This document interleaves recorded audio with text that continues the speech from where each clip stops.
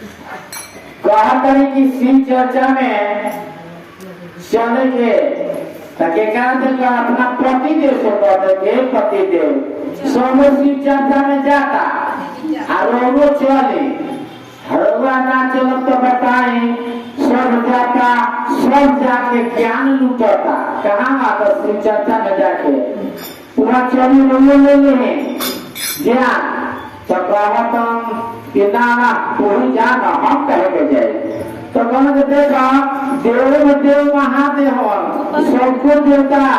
देव के देव का मतलब है कि सब देवता के देव तो बताओ उस देवों के देव देव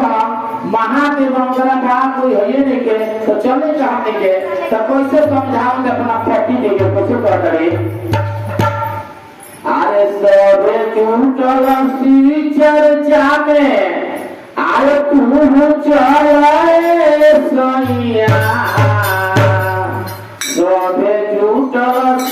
चर्चा में तू चले सैया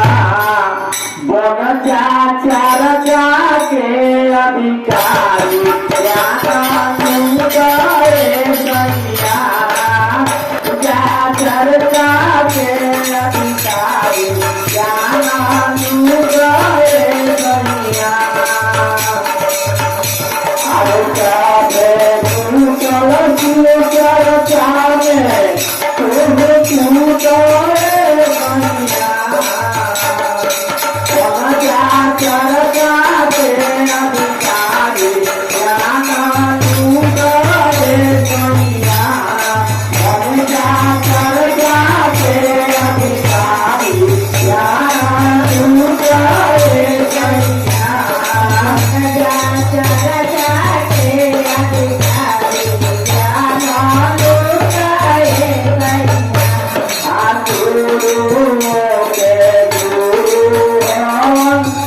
Guru